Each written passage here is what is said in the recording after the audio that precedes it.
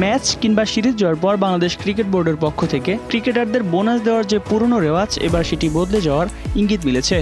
অস্ট্রেলিয়ার মাটিতে ঐতিহাসিক টেস্ট জয়ের পর স্বাভাবিকভাবেই প্রশ্ন উঠেছিল নাজমুল হোসেন শান্তর দল এবার কত টাকা বোনাস পাচ্ছে। তবে বিসিবির একজন পরিচালক জানিয়েছেন, ম্যাচ কিংবা সিরিজ ভিত্তিক বোনাস সংস্কৃতি থেকে বের হয়ে আসতে চায় ক্রিকেট বোর্ড।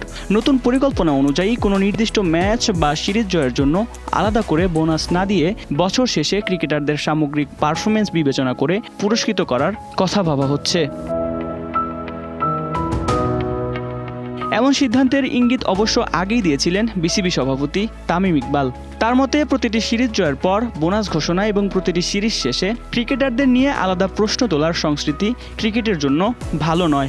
অস্ট্রেলিয়ার বিপক্ষে ঐতিহাসিক জয়ের পর বোনাস প্রসঙ্গে তামিম জানিয়েছিলেন, বিষয়টি অভ্যন্তরীণভাবে খেলোয়াড়দের সঙ্গে আলোচনা করা হবে। একই সঙ্গে তিনি এই জয়কে বাংলাদেশ ক্রিকেট বোর্ডের জন্য একটি বার্তা হিসেবেও উল্লেখ করেন।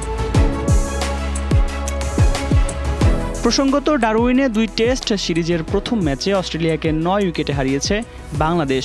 দারুণ বোলিং করে ম্যাচে 9 উইকেট শিকার করে ম্যাচ সেরা হয়েছেন টাইগার পেসার হাসান মাহমুদ। এখন দেখার বিষয় বোনাসের পুরনো সংস্কৃতি পুরোপুরি বাদ দিয়ে বিসিবি শেষ পর্যন্ত কী সিদ্ধান্ত নেয়।